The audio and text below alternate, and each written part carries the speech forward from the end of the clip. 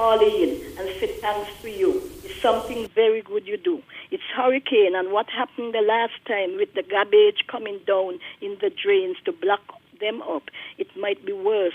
When me culture and manners and program, no officers studying us for the dirty land. This stinks, so please look into what I am saying.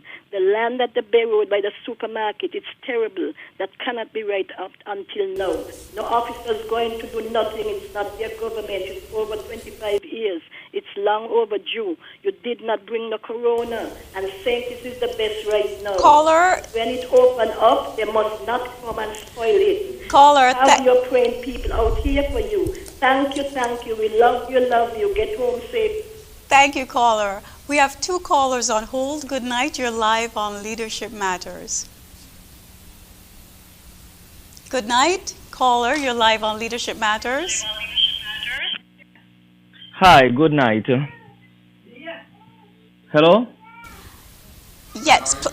Hello? Okay, please move away Hello, from good your... night. Good.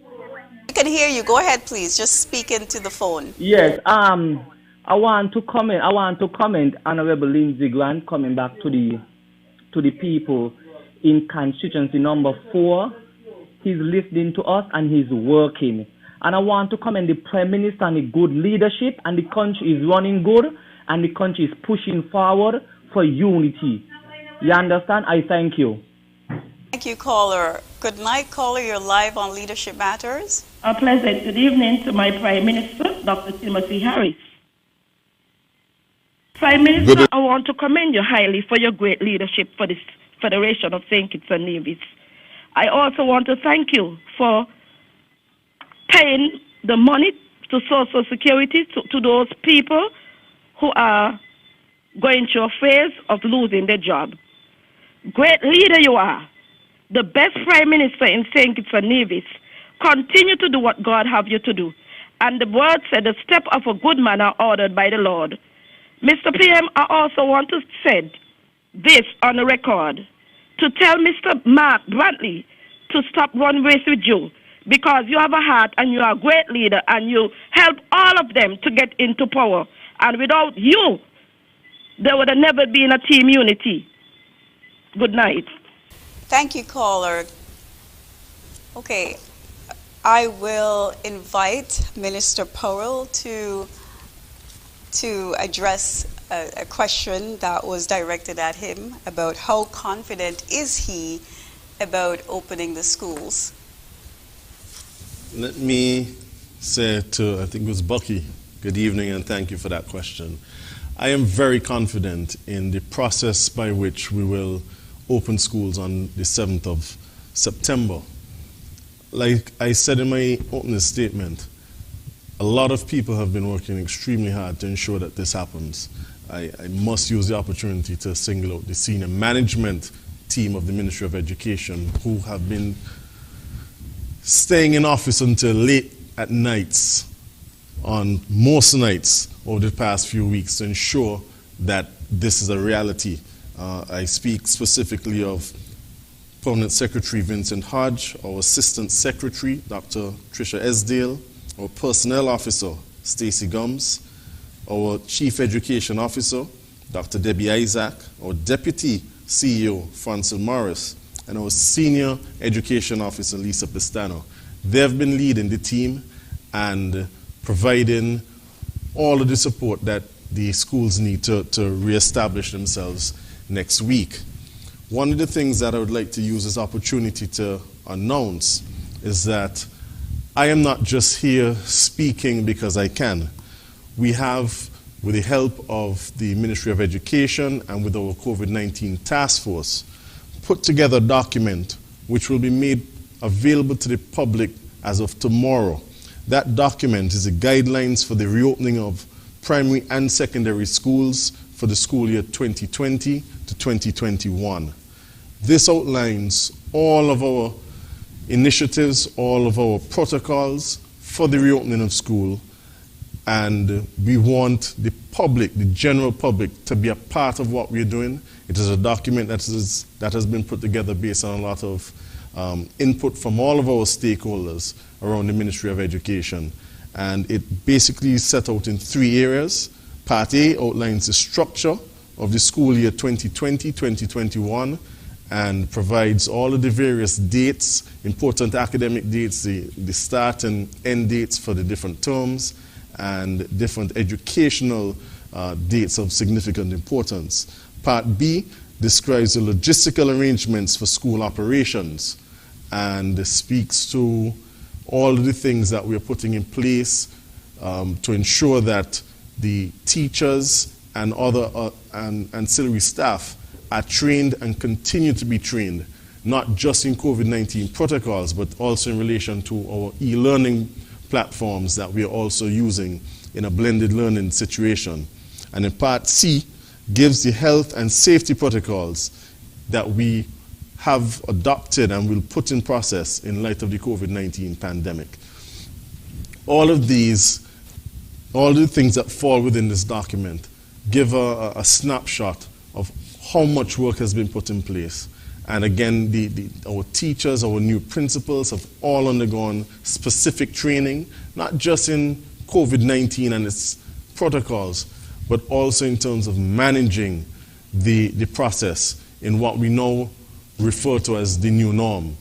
Let me also use this opportunity, if I may, to indicate that there are certain schools that will be resuming on a shift system.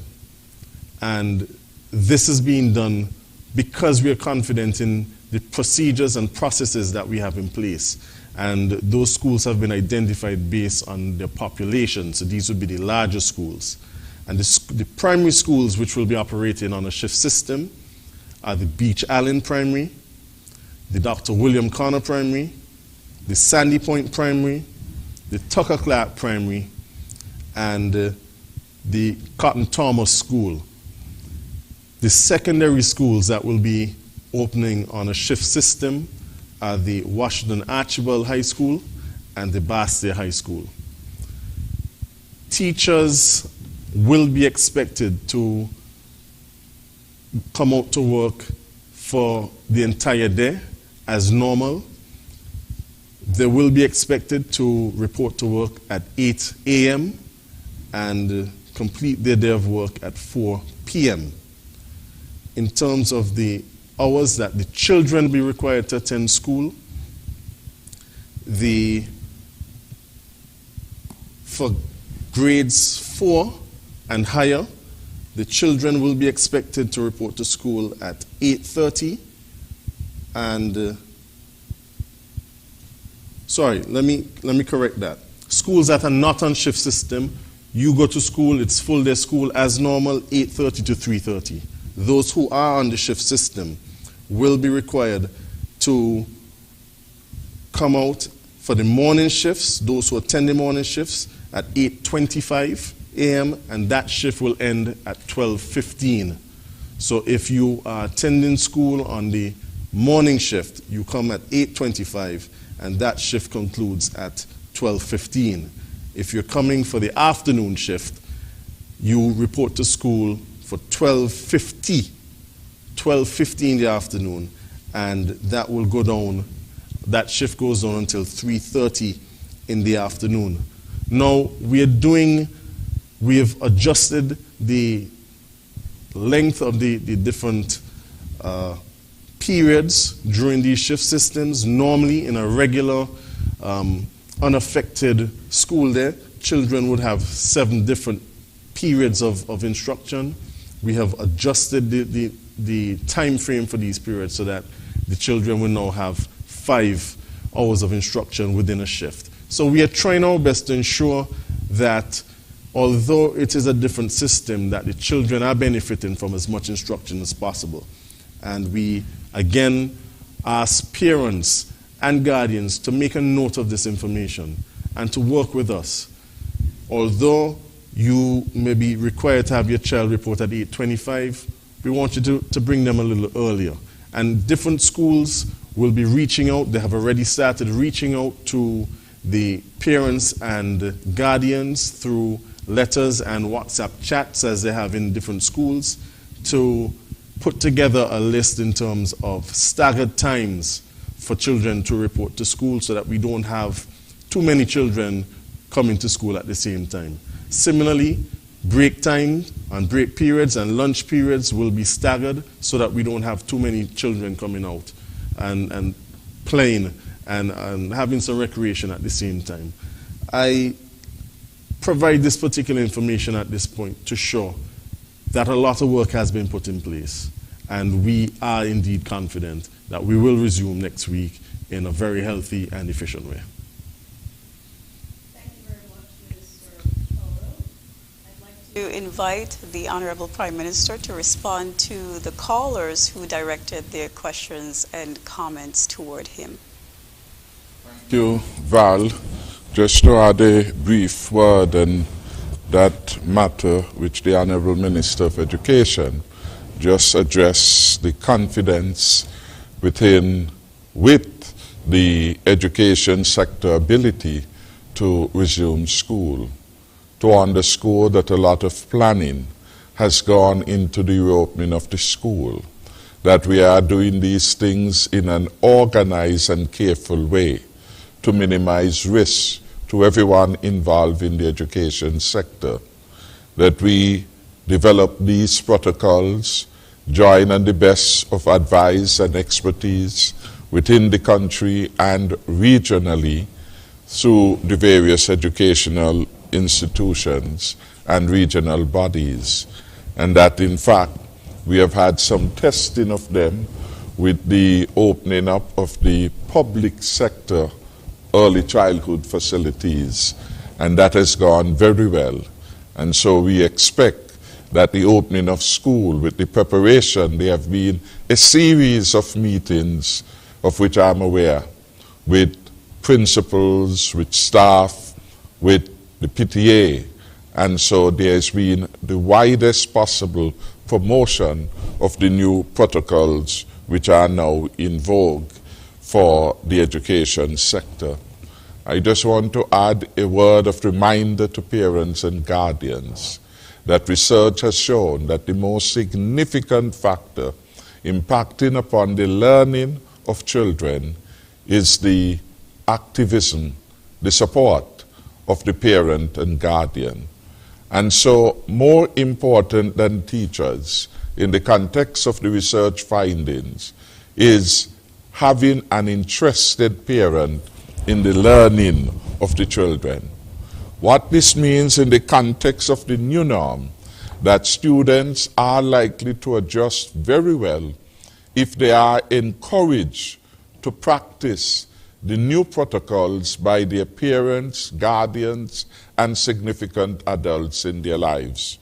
And so practice brings perfection, and example set, example follows. And so we would want the parents and guardians to help their children by practicing the very protocols that we are asking and will be asking the children to adhere to. The children at home must see you pay attention to hand hygiene, the frequent washing of hands, the cleaning of surfaces which are regularly used, the wearing of masks as you leave the homes. All these are going to be critical if we are going to get the early adjustment. So every one of us has some responsibility to make this work.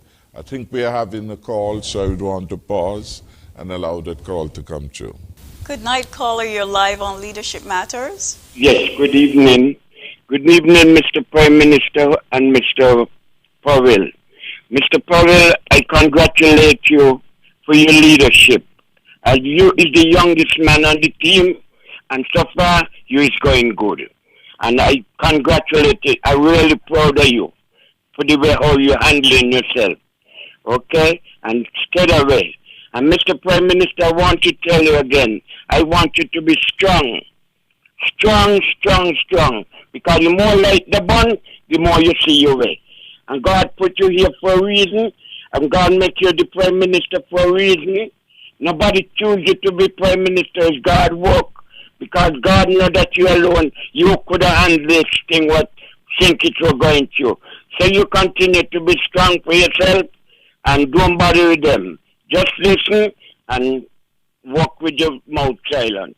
God bless you all, and God bless the Federation. God bless you too. Thank you.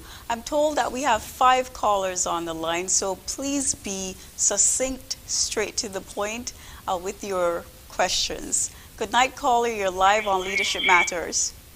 Good evening, Mr. Prime Minister and Mr. Powell and the moderator. This is the man from the volcano, and I'm using the volcano to keep the COVID-19 away from Montserrat, Nevis, and St. Kitts and Antigua. Now, Mr. Prime Minister, I noticed that there are many persons working for the government, and the government has provided certain programs to help the needed and not the wanted. But these people who are running these programs, some of them are running the program on a friendship basis instead of on a merit basis. So what I would like you to do, Mr. PM, you cannot be up in the captain room of the ship and still at the stern seeing what they are doing. You have other people in government working, and they're supposed to see that every head of every department do their work efficiently and professionally. So what I would like you to do is ask everybody who have a responsibility to carry out their duties professionally and not on a friendship basis, Mr. PM. You are doing a great job. You are a God leader, a great leader. God sent you there. Intervention is who put you there, and I wish you all the best for the rest of your life. Thank you very much, sir. Thank you very much, caller. Good night. You're live on Leadership Matters. Yes, I want to speak to the PM and Mr. Powell. I'm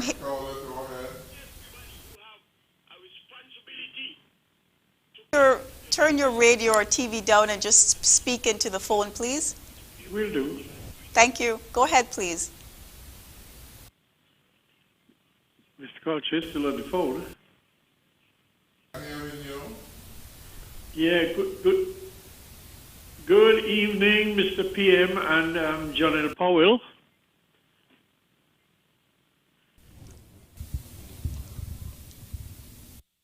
Caller, just please speak. We can hear you.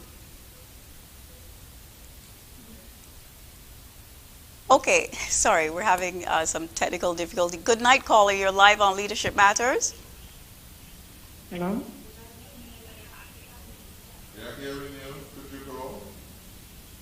Hello? Yes, can you speak, please? Leadership. Yes, okay. Apparently the callers seem to be listening on their radio or watching TV. Please, once you dial the numbers, please just speak into the phone. Good night, caller. You're live on Leadership Matters. Yeah, good evening. Good evening. Yeah, I'm trying again. My call seemed to have dropped out. We can hear you now, so you have the floor. Go ahead, please. Okay. Good evening again, Mr. PM and the Honorable John L. Powell. A number of short questions. First off, I've been listening to the radio recently to try and identify what bills are going to be tabled in Parliament on Thursday. I don't know if you could give us some insight into that. That's one. Two, in many other countries around the region who have been had their borders closed, when they opened, they had an influx of COVID-19 cases. What assurance do you have that we won't go through the same exercise when we open, I assume sometime in October of this year? I'd hate to see us not learn from the experiences of others. And for Mr. Powell,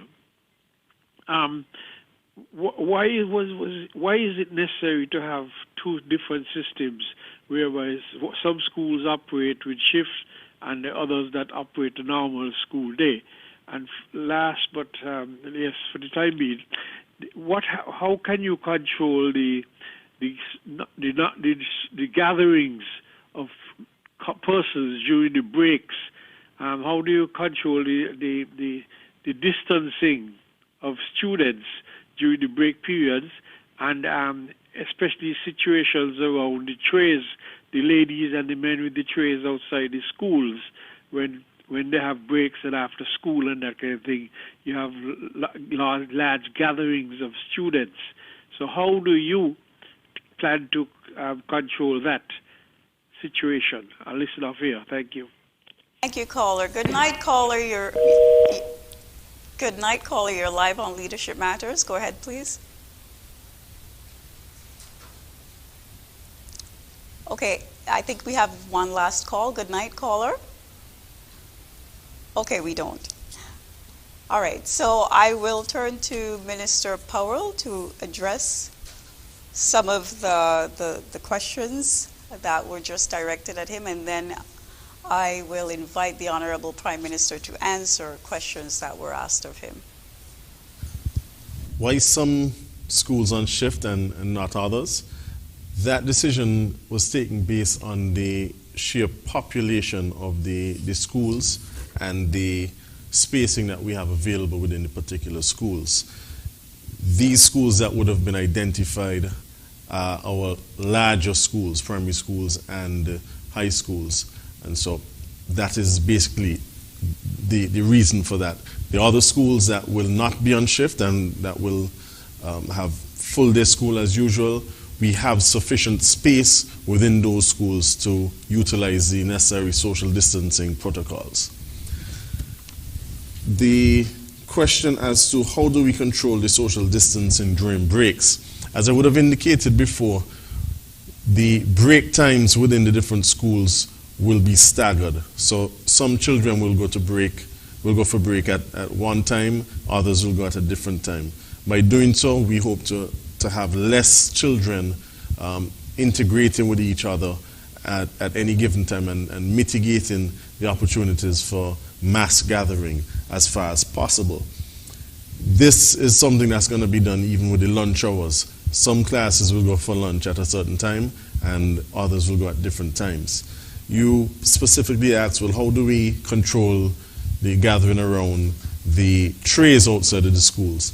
This is a good opportunity for me to just explain very briefly what the entry protocol to our schools is.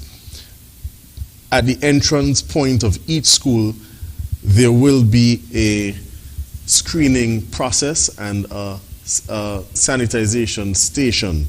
All persons must wear masks. All students and teachers must wear masks, and visitors must wear masks upon entry to all the schools. Temperatures will be checked using infrared thermometers. A temperature screening record book will be implemented to record staff and students' temperatures daily on entry. Staff and students who show respiratory symptoms and have a high temperature will not be allowed to enter the school. Such staff and students will be advised to return home and seek medical clearance. So if a staff member or a student comes in and they have a high temperature or problems breathing or exhibit other symptoms of the COVID-19 virus, we won't allow them in. We'll ask them to go and visit their doctors and get some clearance from the doctor that, look, this is not COVID-19. Perhaps it might have been a bit of asthma or common cold. And we require that before you're allowed back into the school. And all persons will have to sanitize upon entry to the school. I say that because once they're in the schools, the students will not be allowed to leave. So there will be no access to trays and other vendors outside of the schools. This is because we are taking this very seriously. What we are trying our best to do is to ensure that our schools are centers of cleanliness and sterile environments. We are attempting to welcome our staff and students into sterile environments whereby the risk of contracting and passing on COVID-19 or any other disease are mitigated and lessened as much as possible.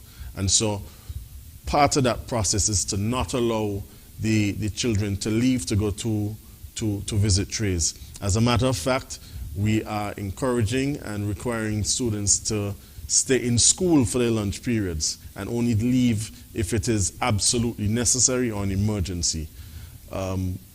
We have school meals, and we continue to support the school meals program. those who are not benefiting from school meals, we ask you to bring your lunches to school.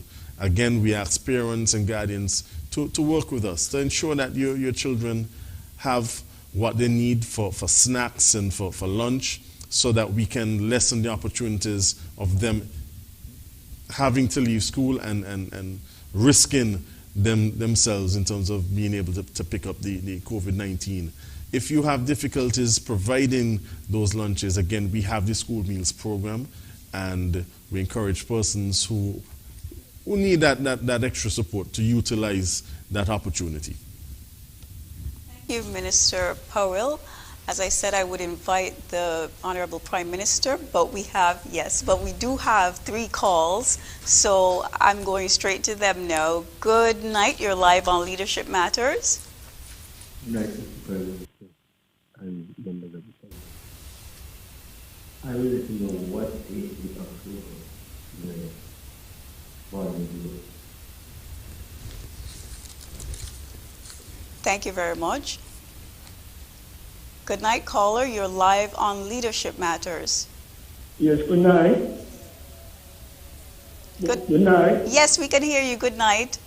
Yes, can I speak to the Prime Minister? Yes, go ahead. Yes, good night, Mr. PM. This is the first time I'm calling in on leadership, and I want to congratulate you on your win on the 5th of June, you and your Washington, and I want to thank you for the good job that you are doing, and continue to do the good job that you're doing. Now, I have a little problem I want to say to you, that I have a problem with my, this is not the time to really say it, but I was trying to get to you for a long time. I make an appointment to go to see you because I have a problem with paying my roof here. I borrowed a loan from Development Bank, $23,000 about 20 years ago. Up to now, I cannot finish paying it. And I would like you to look into the matter for me, please, because it wanted to send me crazy. 20 years ago, I paid a loan of $23,000 and I can't. They're still telling me I have a balance of $13,000. I would like to get in contact with you to speak face to face with you and show you, Mr. Prime Minister. Caller, good night. You're live on Leadership Matters. I said good night to all at the head table. Good night. Mr. Prime Minister, I just want to commend you highly on the job that you're doing in St. Kitts Nevis. Continue to do the good job. I'm praying for you and have a blessed night. Janice from St. Kitts and the phone. Thank you very much. Thank you. Do we have another caller on hold? Okay, to the gentleman who called, you can WhatsApp your information, your name and your number, just to 7621558, so that the Honorable Prime Minister can have as much information as possible. I'd now like to invite the Prime Minister to respond to questions and comments that were posed to him earlier. Very quickly, to the gentleman who called regarding the long period of time for which he has been paying on a loan, we will have to get further information if we are to be of good assistance to you. In this regard, I would want to invite you to call after this program, tomorrow preferably, the number 762-1558. Give your name, your address, and some information regarding the loan, and we will make some inquiries with your permission to attempt to get a better understanding for you, or at least connect you with the appropriate loan officer.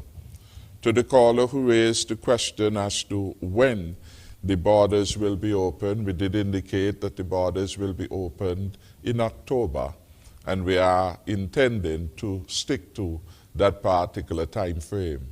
We set October because in the discussions which were held with the stakeholders in the hotel industry, both by officials of the Ministry of Health and of course the task force, the hotel operators indicated that they would be ready in October. We have set out a number of things that need to be put in place to facilitate an orderly opening. And we have to monitor the progress of those activities before we can concretize a particular date. We, in setting the date, will take into account, for example, whether or not the RLB, the Robert Llewellyn Batcher International Airport, is fit for purpose.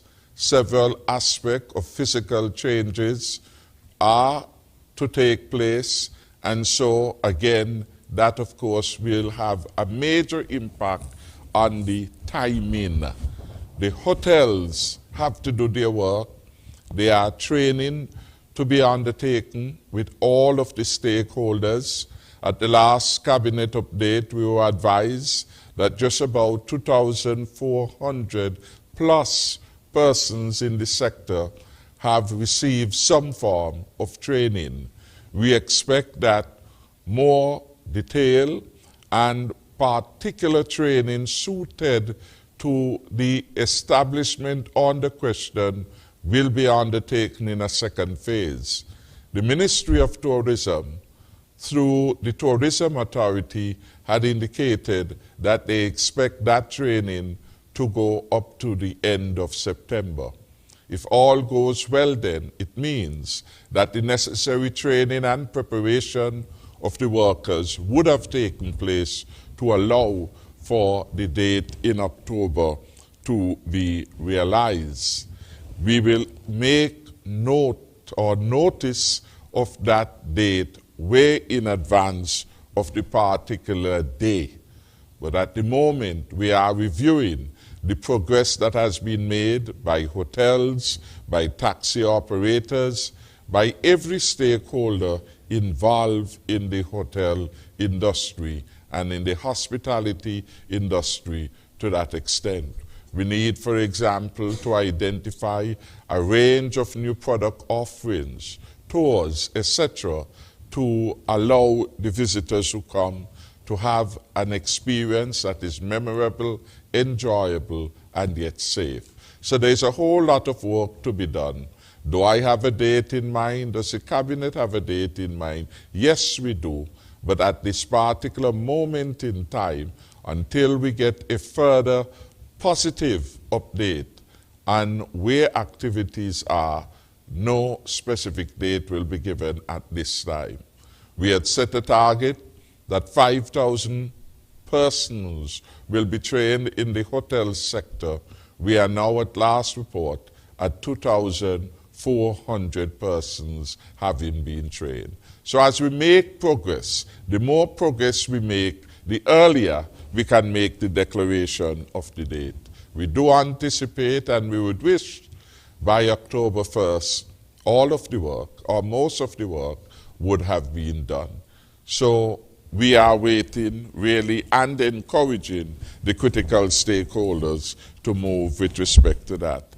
Mr. Howell raised the question of the bills to be debated or to be tabled in Parliament this Thursday the 3rd of September. The bills are the Advanced Cargo Information Bill that will be moved for the first reading and will also have a second reading. We have the Eastern Caribbean Supreme Court Judicial Officers Pension Bill of 2020, and we have the National Assembly Elections Amendment Bill 2020.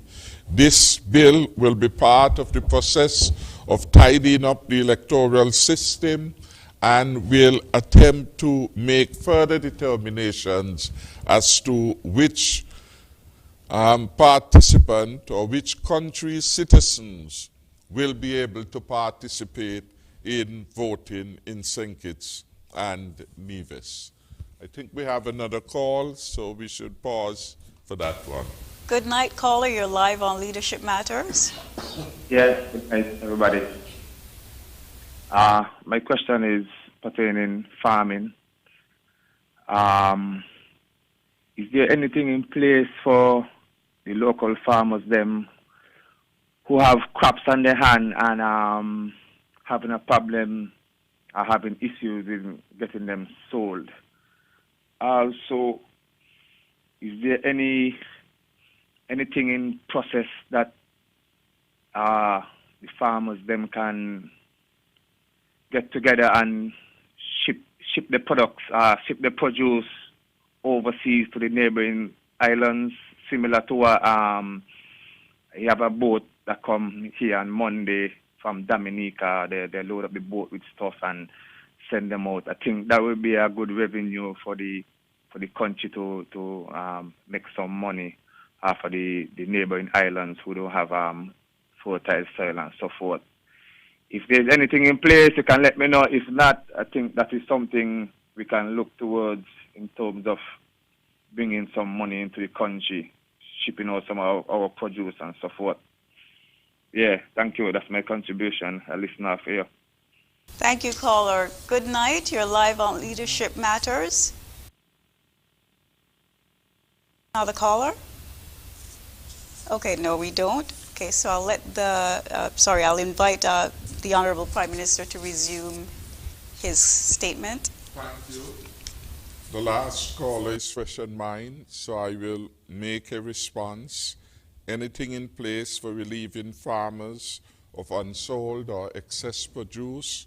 Certainly part of our policy is to have agriculture play a greater role.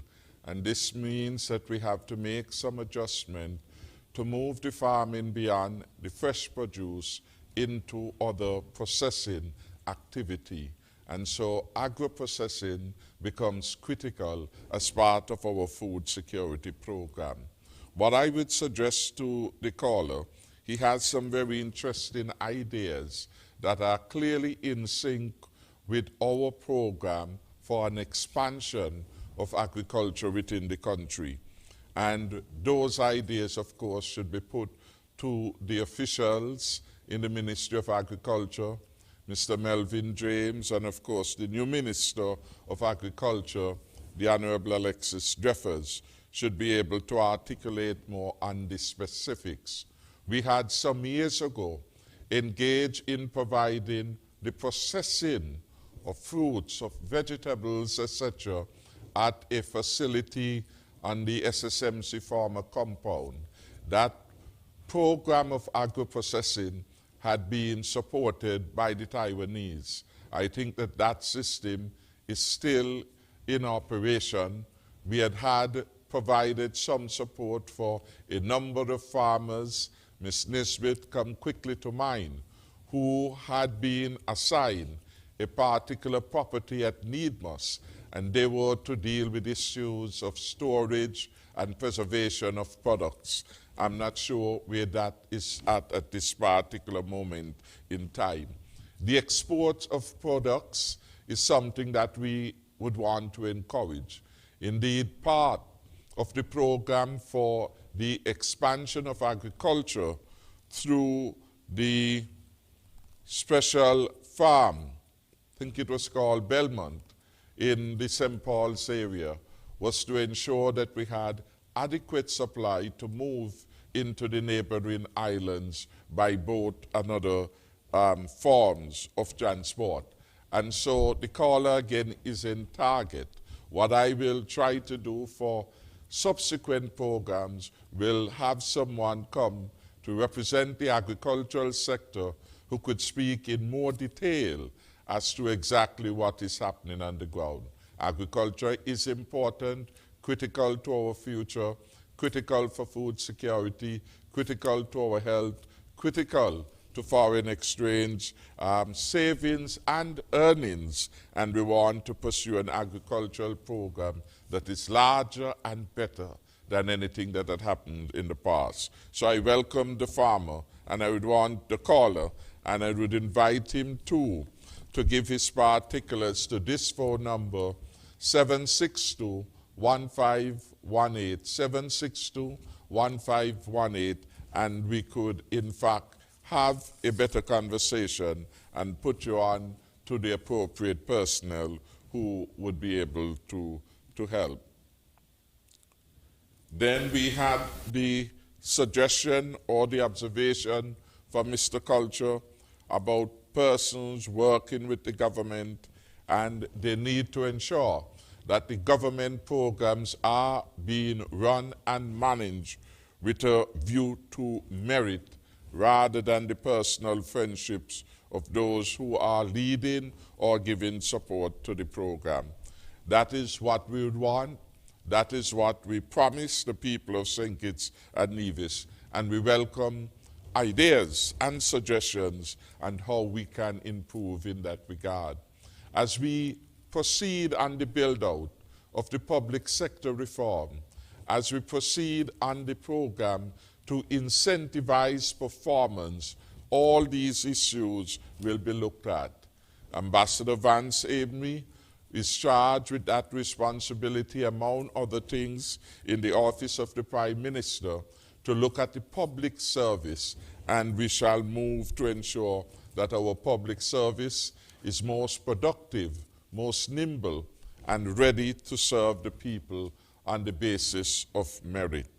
Where there are weaknesses, we will certainly try hard to correct those weaknesses. I want to thank Rock and all the other callers, Buchanan, Alice, and so on, for their words of commendation. Marsha and all of you, thank you very much. Alice raised the important question of the beautification, the environmental health in Basseterre, issues to do with the rejuvenation of Basseterre. That is an important topic for us. Like her, we are concerned that our city and indeed our communities must be among the cleanest environments anywhere in the world. So it is a high standard which we have set ourselves. The communities of Macknight and Newtown in particular have been communities in which special attention and regard has to be placed on environmental health. The government in the last term increased the number of persons who are to be providing environmental type services.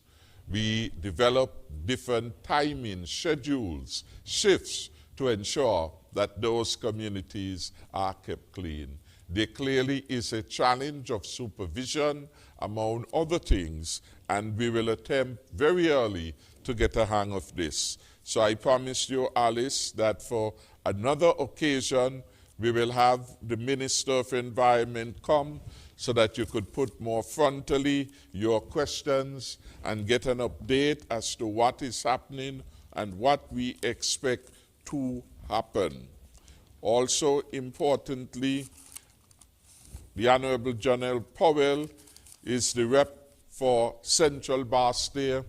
As part of our manifesto, we had spent specific attention to speak to the redevelopment, if you will, of Basseterre, including issues related to slums clearance. And so I would want to invite him to say a brief word regarding that particular program.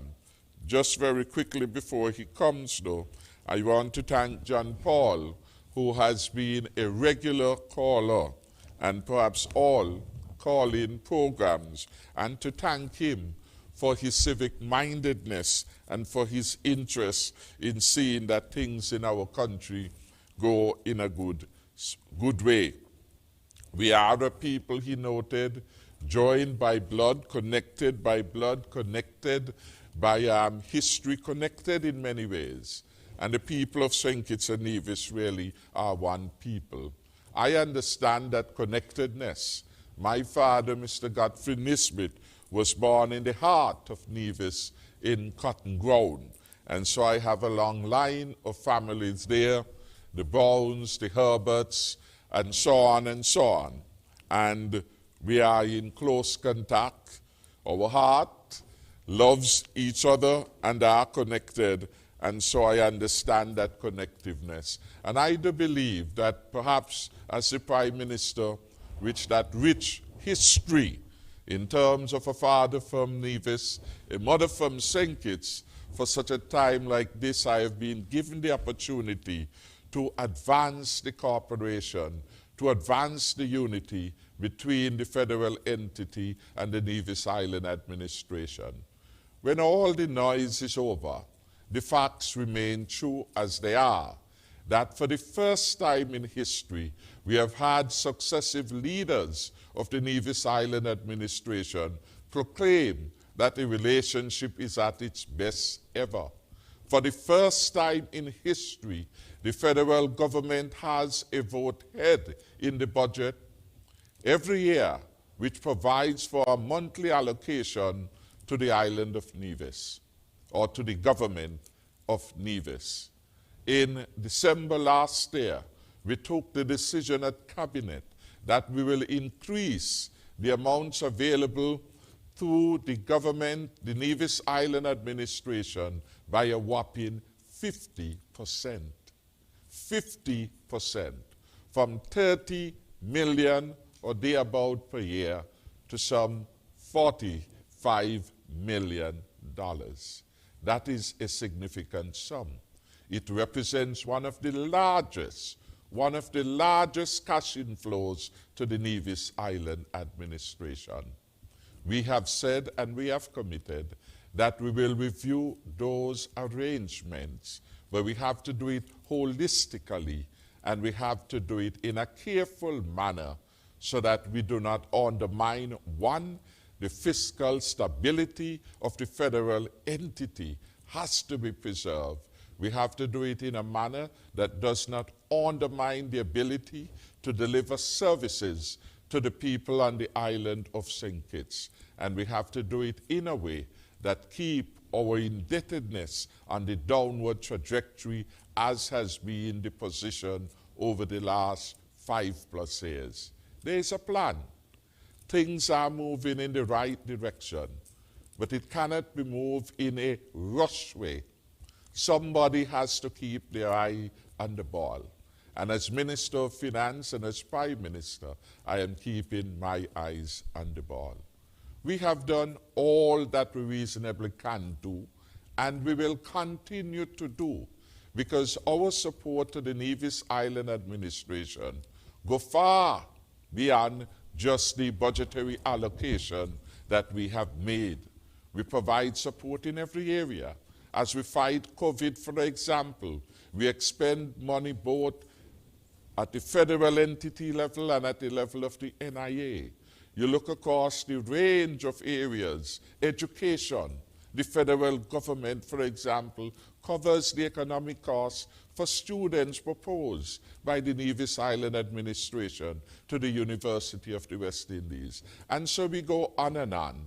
When you add it all up, it is hundreds of millions of dollars over the last 5+ years that have been provided in support of activities on the island of Nevis. We have come from nothing to hundreds of millions of dollars. And we want to go further. We want to go as far as we reasonably can. But we have to do so with wisdom, and we have to do so in accordance with the resources that are available to the government. I am satisfied that every Nevisian understands that, and I am satisfied that every Kittitian understands that. We will work together in unity to achieve the goals. We will have the requisite negotiations, and we will, as it were, come to a common understanding. But we have started a good thing, and we must continue to improve upon that good thing. So that is as far as the concern raised by John Paul that I wish to say publicly with respect to that matter. I am, of course, fully familiar that certain matters should be discussed within the purview of the Cabinet, and we should allow the consensus of the Cabinet to prevail, and I will adhere to that in all matters related to the governance of St. Kitts and Nevis. But again, yes, John Paul, we are one people, one blood, as you have put it. I am conscious of that. I am a living testimony to that. And I can say to you that in terms of the treatment, the Nevis Island administration, but more particularly the people of Nevis under the Team Unity administration, led by Timothy Harris, has had its best time, and the people have been elevated based on merit to some of the highest representative role for our country. Ambassadors for the first time in Washington, D.C., in Ottawa, and elsewhere. And we have a number of other functionaries from Nevis. We want to reach to the position where we are not thinking about people as being Nevisian or Kittitian, but as citizens of St. Kitts and Nevis. Then we will know that we will arrive.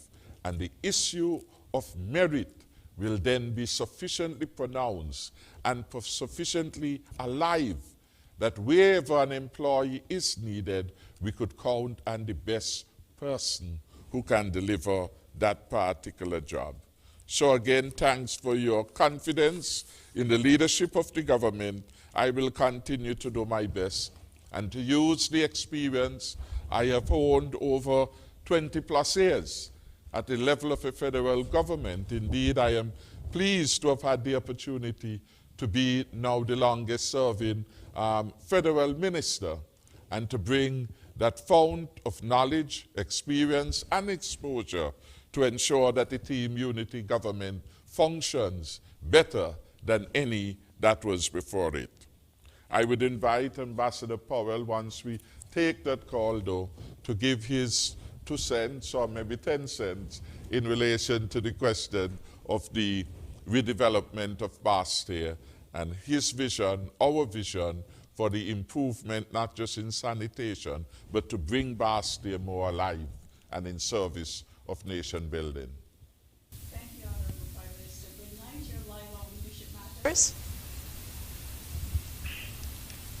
Hello, good night, caller. You're live. Good night. Night. This concern is geared towards the Minister of Education.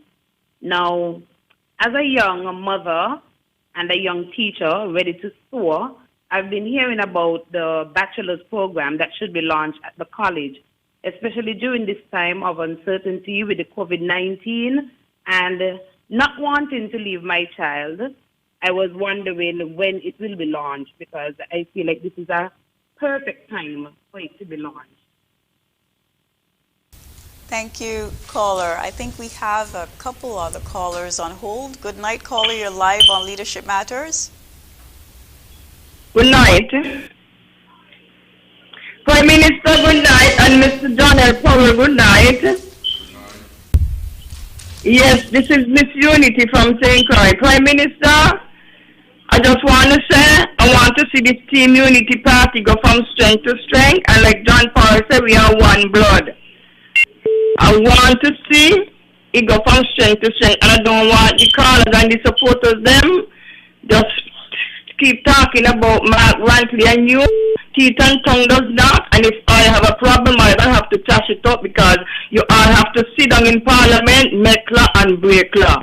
And with the supporters them, we need to just try to strengthen the party and keep the party together. I don't like this thing about Mark Rantley. Mark Rantley was good to the party, the Prime Minister was good, and come. The 3 teams come together and form a party. It was very hard to get in. And all of us, we need one another. PAM the one PLP and CCM the one PAM, and all of us, we need one another.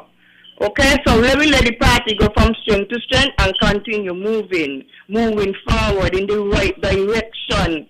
We could all could say things, but it's just how we say it. We have to just watch what we're saying. And the Prime Minister here talking about the brown from Nevis. My grandmother is a brown from Nevis, Ginger and Handley's Road. The brown and the red, all of them from Nevis in my family, but that's where my grandmother from. We're one blood. Where we gonna go? You know? Teeth and tongue does knock like I say, and John Paul say we are one blood, and forget about Mark Banty, so ignore the noise. And I say it last night on the radio, they say Mark Banty does have conversation with people out the party, but them same set of people who are trying to tear down the Team Unity government. And if I have a friend and I going in for a race and my friend going supporting somebody else and telling the person everything to do to beat me, that's not my friend. You give me a phone call, you're not my friend because you're putting up people to tear down the party while I'm trying to get into government. And Prime Minister, you have a safe journey home and you'll be strong. And you, don't let words bring you down. Keep on doing the good work for the people that in Nevis. When plenty there, they get Prime Minister, Mr. Powell, I keep up the good work. And Team Unity, long live, strength to strength. Thank you, Sir Nevis. One love, one blood, one federation. We have two more Bye. callers on hold. Good night, caller. You're live on Leadership Matters. Please make it brief and just straightforward. What's your question? Good night. Good night to the Honorable Prime Minister, Dr. Timothy Harris, and good night to the Honorable Janelle Powell. This is Mr. Politics here, always putting his views to the media and to the talk shows. Now, Janelle, I want to commend you on your effort you're making so far as a new minister in the Ministry of Education and other things out there where your portfolio is. I know that you're a young man, and I know that you is a lawyer, and I know that you will get you with you technocrats, them who working around you, and you'll get you from strength to strength, especially with in the education department. Mr. Prime Minister, I know that you're a dedicated man to this country, and we all know that the chance to take to come on this unity train with two political parties, the CCM and the People's Action Movement, because we know what this country was going through, the tribulation we was going through under the farmer administration. And you take this country 2015 and you make this federation of Think and Nevis proud. And with all the negative talk you're hearing out there, that only just to bring you down and bring down this unity government. But we, the people of this federation and the people of Nevis, would not allow nothing like that to happen. Because you got it country, you're there for 20-something years now as the experience in government. And we know that you can do it for this federation, even for a third term, Mr. Prime Minister. So I want to commend you and your cabinet and all the naysayers them out there, especially people like Mr. Ivor McMahon.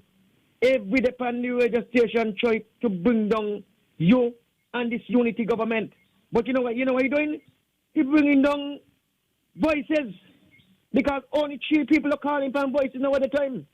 Sometimes you can't get in for voices. And anyone in sync it. People tell me they're getting fed up by this man. I'm getting fed up by this man, Mr. Politics. This man ain't have no use for the country. He ain't love nobody, he ain't love this, he ain't love that. And he just brought the Prime Minister of the performance. You all have a wonderful night. God bless. Thank you. Good night. I'll take one last call. Caller, what's your question? Good night. Good night. I would like to ask 2 questions. One is for... Good night. Good night. We can hear you. Please ask your questions. Ask about, the curfew at lift to altogether. The curfew at lift altogether. But what about the churches? Still have church just for an hour, like for Bible study, like 2 hours at Sundays. And also the other thing for the step go over to government from those who working for the government. Okay, thank you. You're welcome. Thank you, caller. Okay, so that's it for the calls. Thank you so much for calling in. I will invite Minister Powell to make his input, and then Honorable Prime Minister, and then we'll go to a break. When we come back, we'll address some WhatsApp questions that came in. We'll give the WhatsApp questions some time, and we'll address them, and then we'll go to closing remarks. Minister Powell. Before I address the issue of the rejuvenation of Bastille, let me say that, like the Prime Minister, I too am the product of a father from Nevis in Brownhill and a mother from St. Kitts in that night. And so I support the thrust of the team unity government, whereby the people of Nevis are enjoying the best relationship with St. Kitts that we've ever seen, and we as a government do continue to do what we can to improve upon that relationship, and I just want to support the Prime Minister on that. During the campaign, we would have spoken extensively about improving the standard of living and the conditions in Bastille, in particular Central Bastille and East Bastille, where we have a phenomenon of a very large number of abandoned house lots and derelict buildings that have been causing a number of issues to the residents in those areas, from health issues to security issues and just general displeasure in terms of aesthetics in the area. Particularly on a small island and in a small constituency like Central Bastille, where land is limited, we want to be able to redevelop a lot of these areas, if not all of them, and thereby provide new opportunities for young people in particular to have land to use for residential and commercial use, to improve the general standard of living in these areas. And when you have coastal communities such as these is the first thing that our visitors see when they come on a cruise ship. The first thing that our brothers and sisters see when they come down from Nevis on the ferry. And we want to ensure that we do all that we can to, as the Prime Minister likes to say, make Bastille the best capital in the Caribbean and in the world. I can say that in the few weeks that I have been in office, I have already had discussions with persons within the planning department and within the department with responsibility for urban development to look at how we can push forward on some of these initiatives that we have discussed. We have actually looked and identified a particular area within the Irish Town vicinity in Central Bastille where we can use that area as a pilot to start this general redevelopment of our beloved Bastille. Let me also just very quickly touch on a point, because I had answered a question in relation to how students will be allowed to social distance, particularly in relation to going to trays and all of that and persons selling.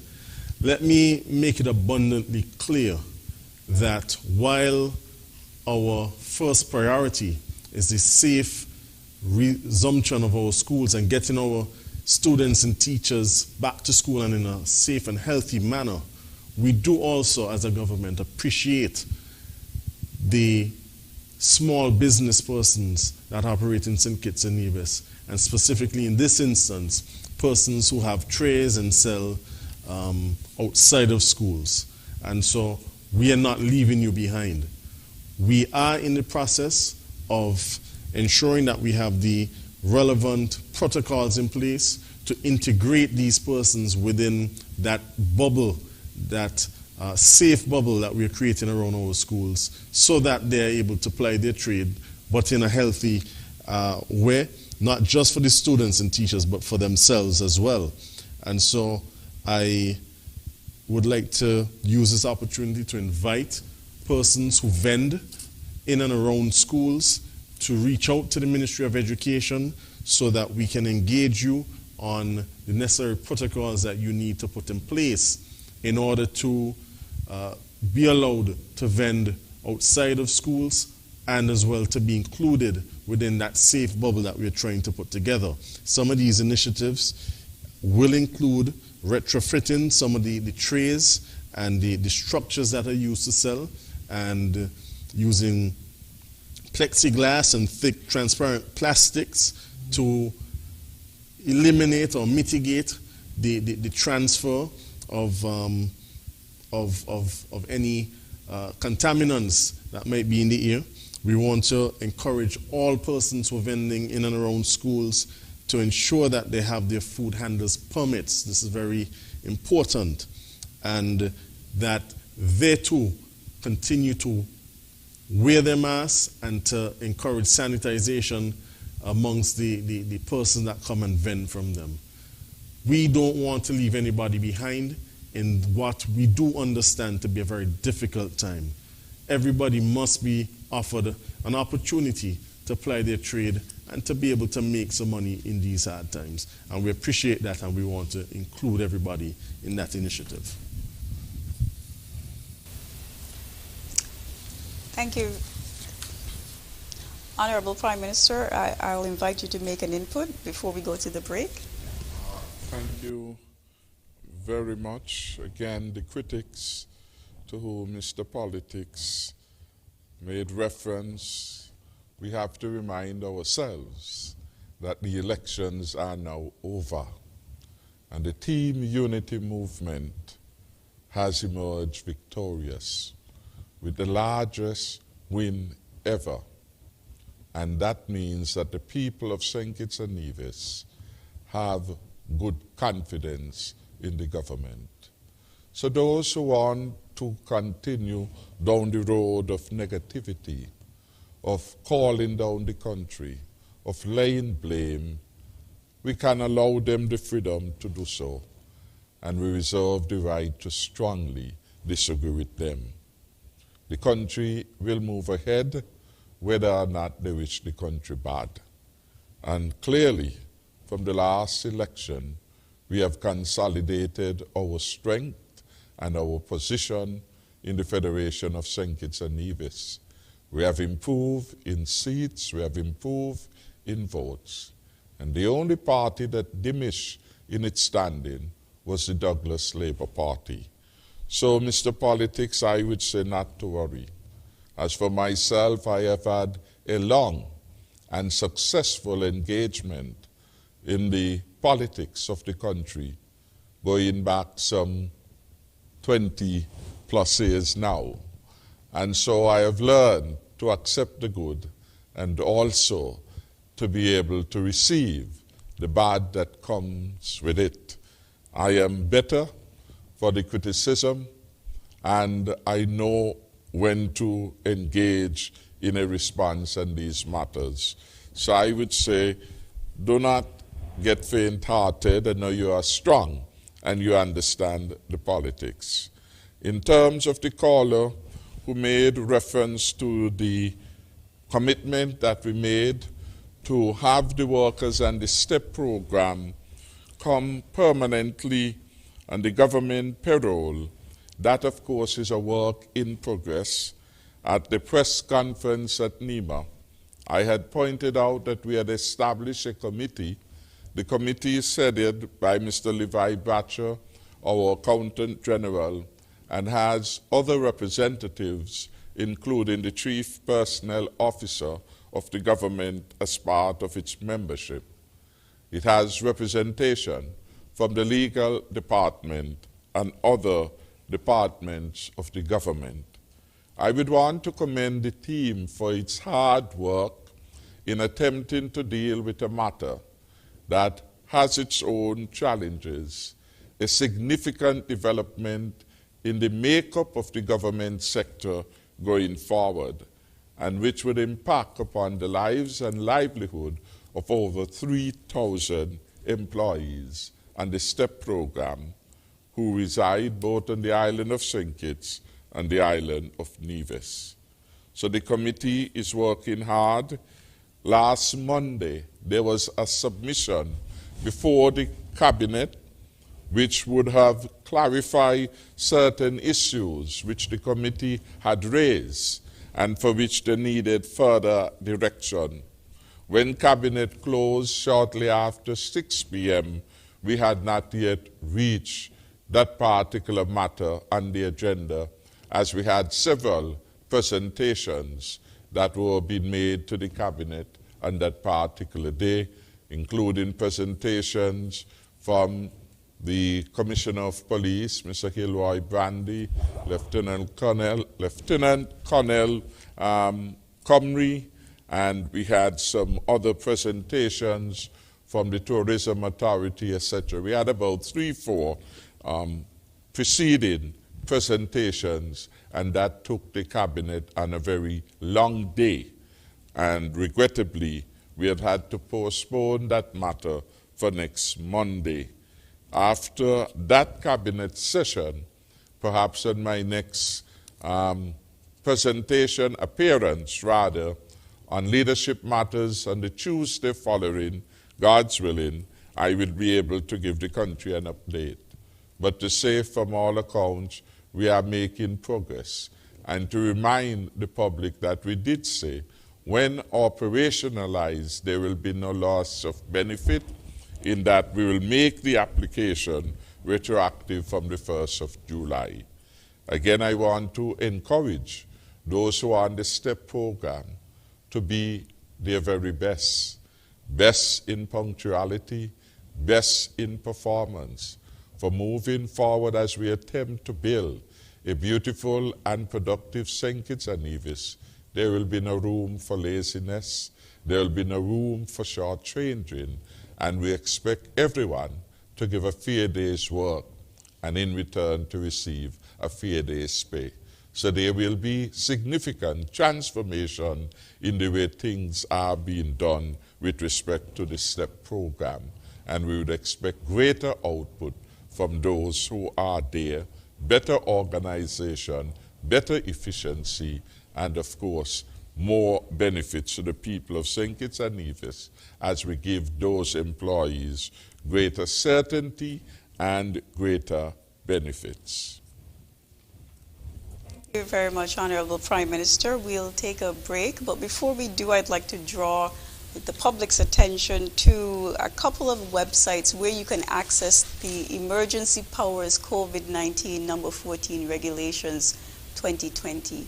Which have been referred to. So the first website is www.covid19.gov.kn. The second website is www.zizonline.com/COVID-19 /. So you can access it. You can just see it on the main page, but there's also an icon you can touch, you can click on, and then there will be a drop-down box, and you will see statutory rules and orders.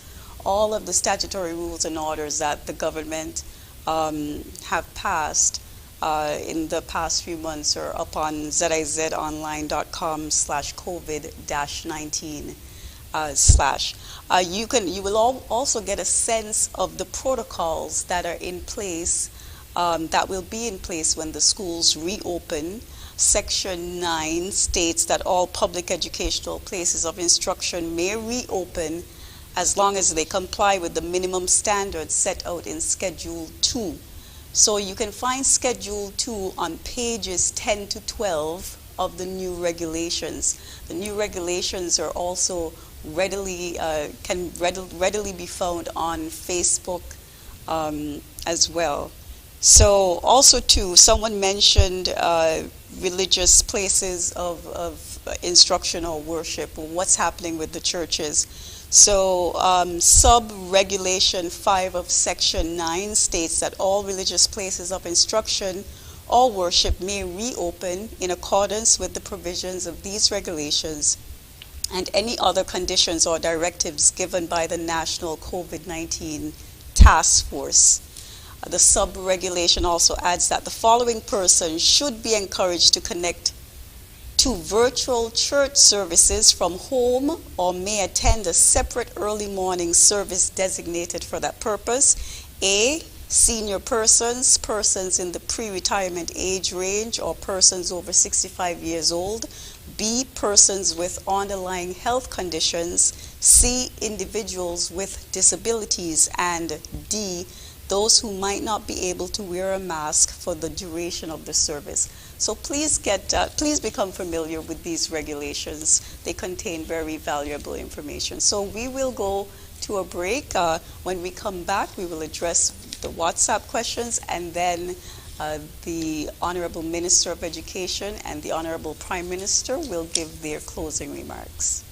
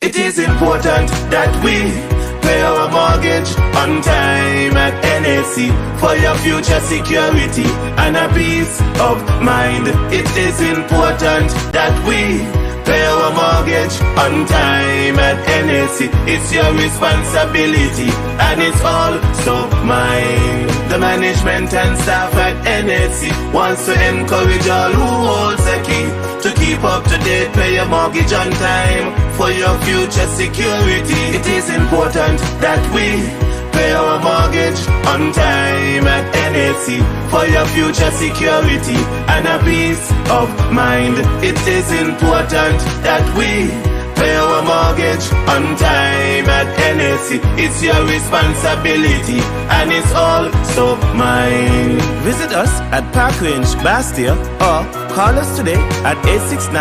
869-466-4701 for your future security. Easy, man.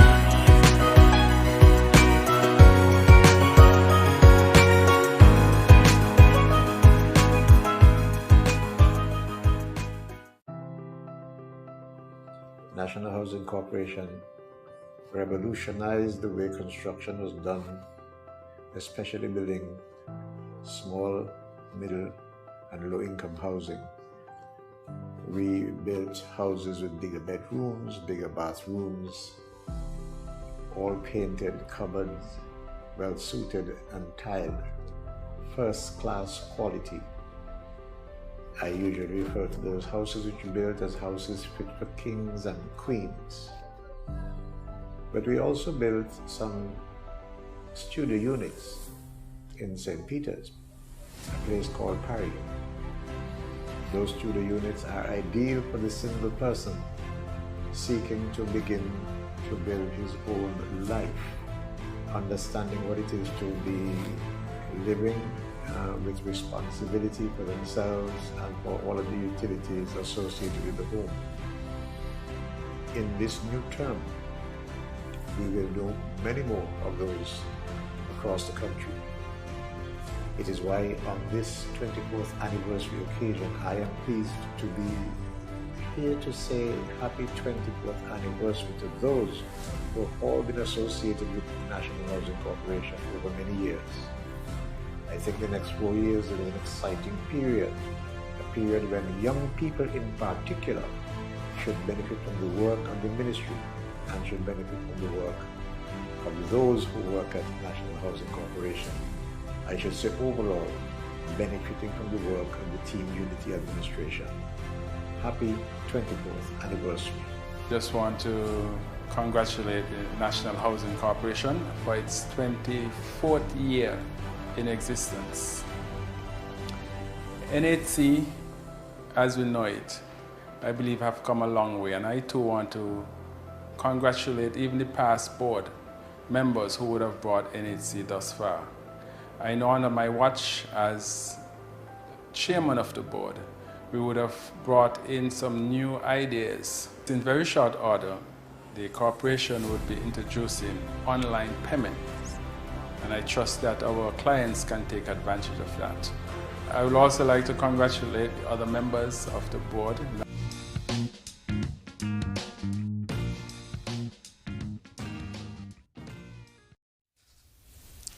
Welcome back to Leadership Matters. I now invite Minister Powell, the Honorable Minister Powell, to address some WhatsApp questions that came in to us. So the first one that I will address is one that asks, what about those children who never received a device? How will they complete their online classes at home? We do appreciate that for one reason or another, the surveys that we would have taken out some months ago would have left some students without devices. We have been able to allocate some 1,200 devices on St. Kitts and another 600 devices on Nevis for use. And so as we resume school, we will be doing further surveys and speaking directly with these students and parents and guardians to see what shortfalls we have and to make the necessary provisions to ensure that all students who should have a device do actually have the devices.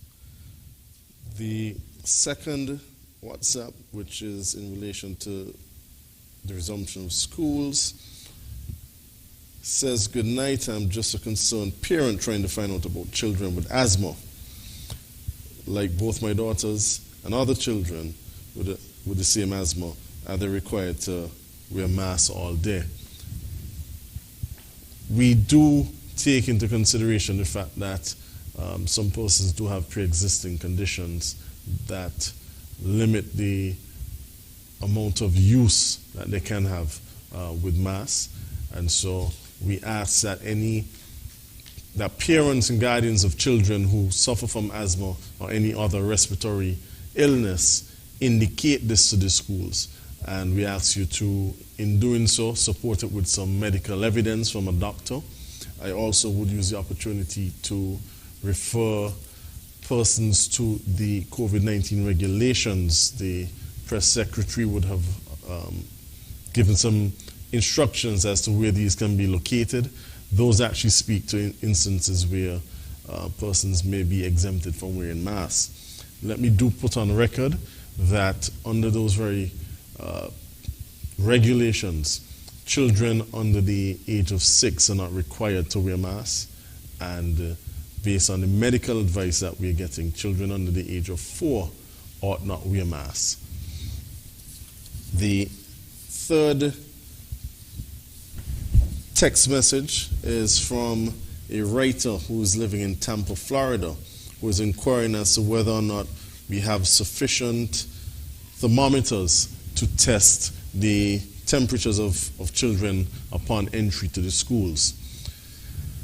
These thermometers, like so many other essentials that are needed, are limited in number, not just in St. Kitts and Nevis, but world over, simply because of the demand.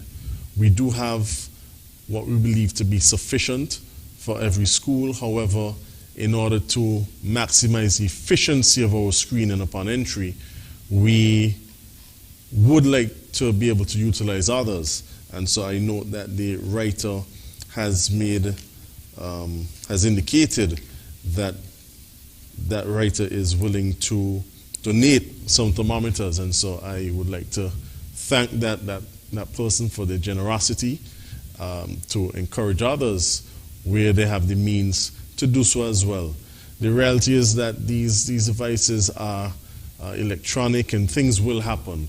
We are talking about 8,000 students returning to school, and so we do need to be able to, we need to be in a position whereby we can screen all of them in an efficient way and to have backup supplies. So I invite that person to contact the Ministry of Education so that we can coordinate that very generous donation.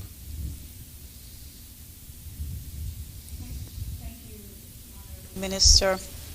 Regarding the point about wearing masks, in Section 8 or Regulation 8 of the new regulations, it states a person shall not be required to wear a mask, A, if he or she is under the age of 6 years old, B, if he or she is between the ages of 6 and 11 years old, and if there is lack of adult supervision for putting on and taking off the face mask, C, if he or she suffers with a disability, cognitive impairment, dementia, asthma, chronic obstructive lung disease, or other similar health condition, or D, if he or she is within a private space, including in a private vehicle. So there it is. Honorable Prime Minister, we also received some WhatsApp questions. The first one I will read. It says, just wish to say to Honorable PM Harris and his team, please keep up the good work, as presently my country is in a serious state regarding the COVID. The PM of this person's country should have taken a leaf from PM Harris's book, this person says. The person would also like to know how he or she can go about achieving his or her goal by obtaining a house in St. Kitts and Nevis. And then the second question relates to the poverty alleviation program. This person would like to get some feedback on that because they applied and they would like to get an update on that. Honorable Prime Minister. Thank you. I would recommend that the person should approach the Ministry of Sustainable Development to pursue the inquiry regarding the status of their application for the PAP program, and to remind that one of the critical elements of the criteria is that the person must be, well, in order to receive, the household should not be in receipt of more than $3,000 per month. So if you are in a household with several persons working and the sum total would exceed $3,000, automatically you are disqualified. But I can't give the specific since I'm not familiar with the case, but the Ministry of Sustainable Development should be able to assist. With respect to the other WhatsApp questions which would have come in relation to persons who are in the airline industry and who had been made redundant, I will ask again that they approach the Labor Department. We have the Labor Commissioner, Ms. James. She is back out on duty, and she and her staff should be in a position to address specifics of persons concerned with respect to any labor matter, but more particularly with respect to matters of redundancy and matters related to the long service gratuity payments. Sometimes the delay is due to the fact that, one, the records may not be complete, in that employers may have, for example, not filed returns, or they may not have paid for particular employees, and so those gaps have to be filled in.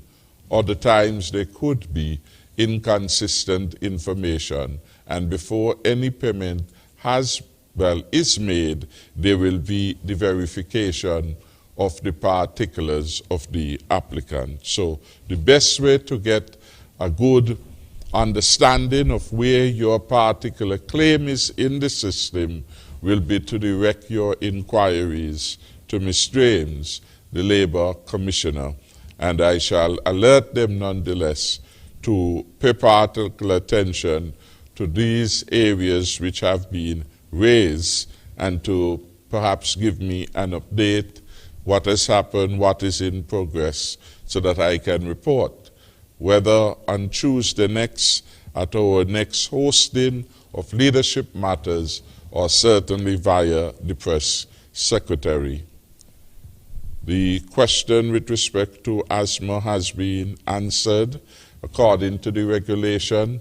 Just by way of reminder, if the child suffers from asthma or any other underlying health condition, they are not obligated to wear a mask. Of course, it helps if you can present some evidence to the school that your child should not be wearing the mask. The other WhatsApp asks that I address the issue of the $1,000 stimulus package. This is perhaps one of the most loved and talked about element of the stimulus package.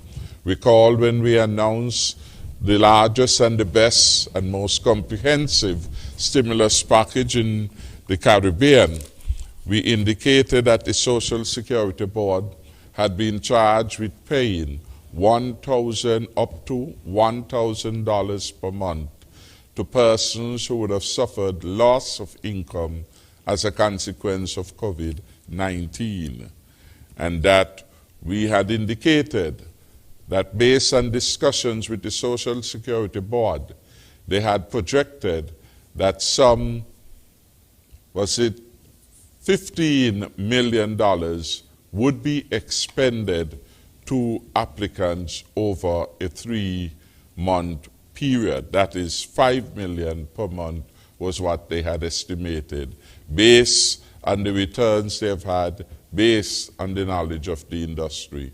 In fact, the Social Security Board has over the last number of months, they perhaps would have started in April, May, June, would have paid out just around $20 million. That is far in excess of what they had estimated they would spend.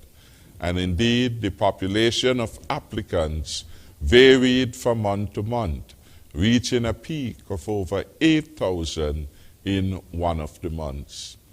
I'm happy to report that as we opened up the country to further economic activity, as we got, for example, API Harris Silver back out to work, Jaro, the brewery, and so on, as the restaurants open, and almost every area, save for the hotel sector, has reopened, we saw a rapid and significant reduction in the applications from a high of 8,000 to where they are now at a more manageable level in keeping with the first estimate of the Social Security Board. As a result of that significant increase in the actual expenditure, one had to revisit again the game plan.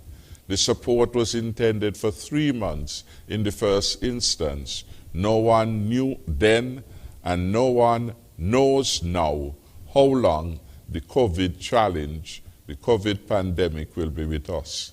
But we had indicated 3 months in the first instance, after which we will review to see what the probability was that we could continue making further payments. Those were what we had committed to. Take into account the large expenditures beyond budget, we certainly had to do some recalibration. The good news at the end of it is that Monday, the Minister for Social Security, the Honorable Eugene Hamilton, had indicated to the Cabinet that his board, having considered the matter, has advised that it is now in a position to make a payment during the month of September. And we are hoping that this will be as early as next week, God willing, to those persons who remain unemployed. And they will check their records because they would have had a list of persons who were certified as being unemployed, and they are able, again, based on how the system works, to now have a better appreciation of all who are back on the job site, because employers ought to file their returns. So they will use that as the database from which to make the payment a special payment this month up to a maximum of $1,000 to those persons who would have qualified. So that again is where we are at with respect to the payment. There was a caller, a person who had WhatsApp and asked the question about housing, indicating that they would wish for a relative of theirs from Jamaica to be able to secure a house in St. Kitts. Of course, we welcome home ownership by all. There are processes, whether through the private sector initiatives, going through any of the banks, any of our credit unions, and making an application with respect to those that are being built by the NHC. NHC has its own application and processes, and I will encourage anyone to apply and to await the outcome of those processes that are in vogue at the particular institution. Those were the WhatsApp questions that had come tonight and for which I was required to give a response. Thank you very much, Honorable Prime Minister. Before I invite Honorable Minister Powell to give his closing remarks, I'd just like to just draw your attention again to the number, the 762 number that begins with 15, that you can contact at any time. During the last reference to that number, it was said that it was 1518. I apologize. We apologize to whoever has that number, but it's actually 7621558, 7621558. So you can store that in your phone, and you'll be able to get in touch with the government, and we will respond to your concerns and questions. Honorable Minister Powell, I now invite you to give your closing remarks. Thank you. I would like to say that this Team Unity administration is doing all in its power to ensure that we do the right thing in relation to our young people. We value the need for their education and for a holistic education. And that is why, in a time when others are being forced to close schools until next year and indefinitely, your Team Unity government has been successful in managing the COVID-19 pandemic here in St. Kitts and Nevis, so as to be able to resume school next Monday, the 7th of September, in a constructive way, in a holistic way, in a safe and efficient way, to the benefit of the teachers and students who have to attend those institutions. We are doing all in our power to ensure that those teachers and staff at the various schools are empowered so as to carry out the necessary instruction that will forge the minds of our future generations to come. I want to re-emphasize the need for our parents and guardians to play a role and step up to the responsibilities that they have to ensure that they too are part of the partnership that allows for the successful resumption of our schools. To ensure that your children, when they leave home in the mornings or in the afternoons, for those who have afternoon shifts, that they have their masks. If you can afford it, to ensure that they have hand sanitizer in their bags.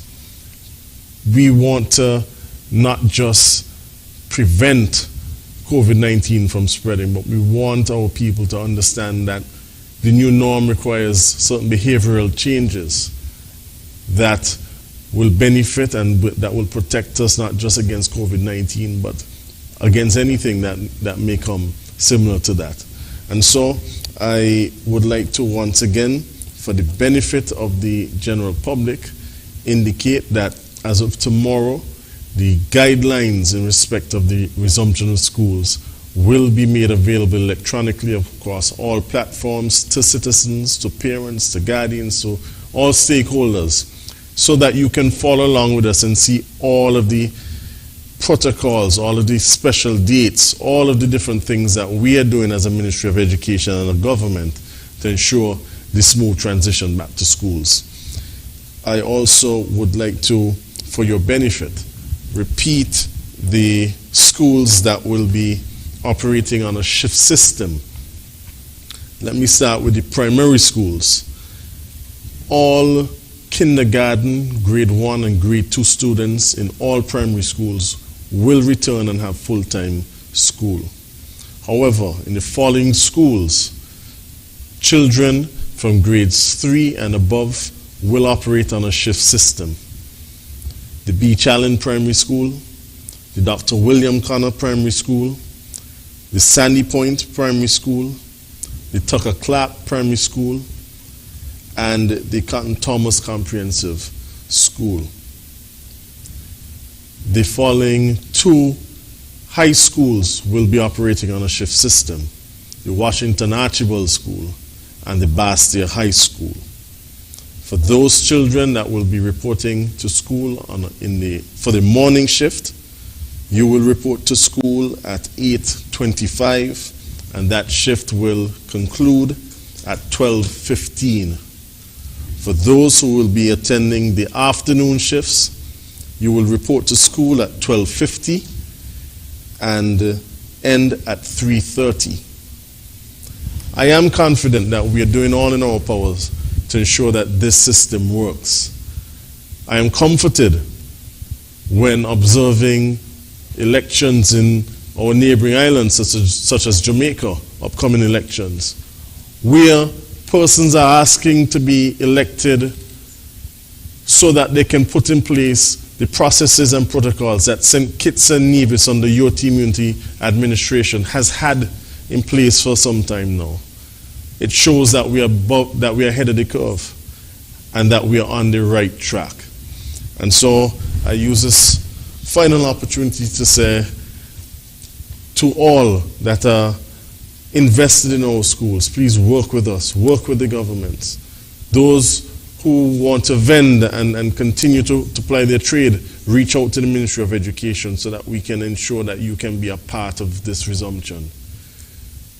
As we go forward, the Ministry of Education, with the support of the Ministry of Health, our COVID-19 Task Force, and UT Immunity Government, is going to ensure that we keep our teachers and students safe and that we are well prepared should the unlikely or unwanted event of an outbreak occur, that we are well trained in terms of our staff and we have all the necessary processes in place so that our schools can continue through the blended learning system, which is our online platforms, our MS Team platforms. We are ensuring that all students have the necessary tablets in place, so we encourage parents whose children don't have the tablets to reach out to us so that we can fill those gaps.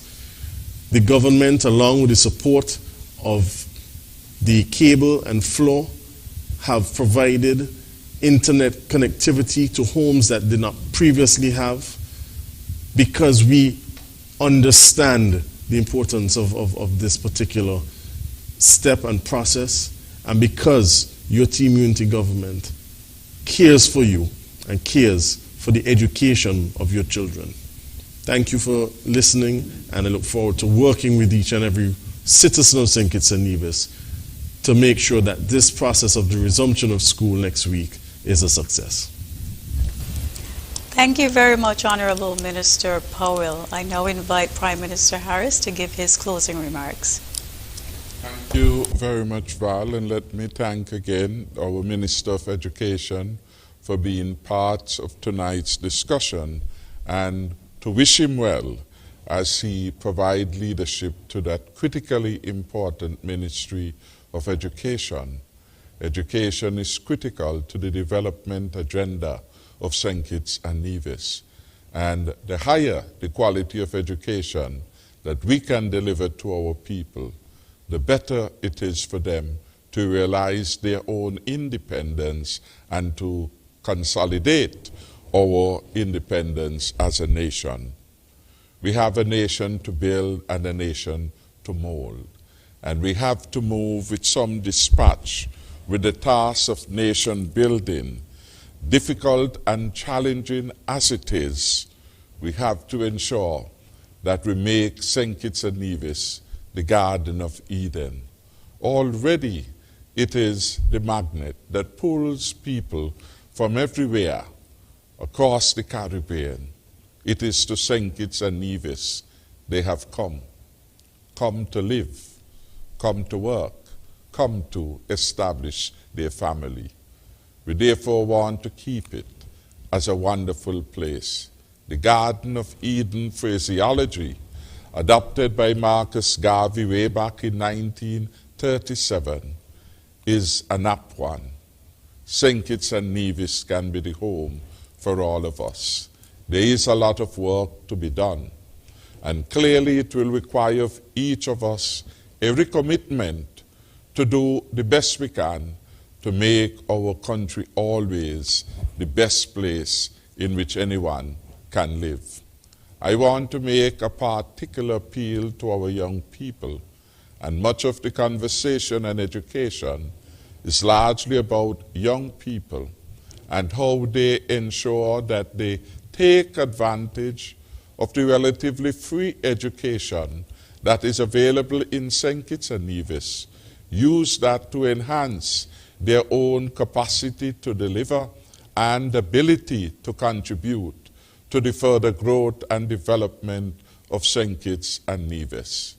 We have some very talented young people, and we want them to avail of their talents, their creativity, to assist in taking St. Kitts and Nevis further along the path of nation building and development. We have had several proud moments as we reflect upon this year with its challenges, with the great opportunities, and which several people, in particular our young people, our young entrepreneurs, have seized. Tonight I want to commend one young lady, Miss Douglas, who works in the Department of the Land Survey of the Ministry of Sustainable Development, and being licensed now as a land surveyor. I am advised that she is the first female in our country to have achieved that remarkable status. And so we wish her well. We commend her for engaging in what hitherto has been, quote unquote, a man's job, and to have surpassed the expectations of many. There is no limit to what our young people with discipline, with hard work, with a willingness to make the sacrifice, there is no limit to the heights which they can achieve. So I want to wish St. Kitts and Nevis all the best at 37. And as we embark upon our independence celebrations, to hope that everyone will do something special for himself or herself, but most importantly, to give back something, however small, to a neighbor, a friend, an individual in the community, and by so doing, help to bring a new season of good consideration, of being our brother's keeper as we celebrate our 37th anniversary of independence.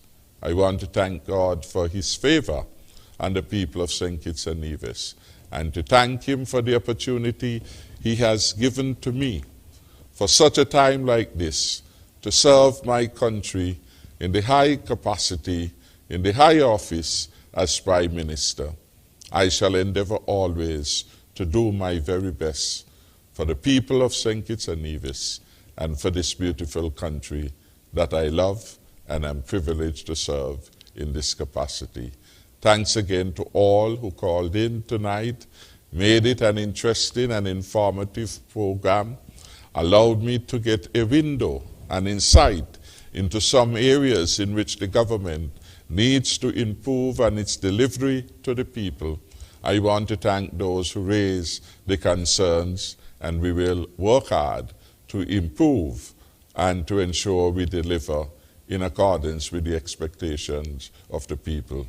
To the thousands all over St. Kitts and Nevis and beyond, I know Nurse Garnet is listening all the way from Florida, Ham is listening, and many others. Melvina Chapman in Texas, hope you are safe. Thank you all for being part of this viewership and listenership that has, over the last several weeks, been keeping track of what is happening in the government and keeping us accountable. So thanks again, and thank you, Madam Grant, for again presiding so ably over another edition of Leadership Matters. Thank you very much. On behalf of all women, I too would like to congratulate Ms. Douglas on such a wonderful achievement. Thank you again, Honorable Prime Minister, and we thank all of you for spending another Tuesday night with us. Good night.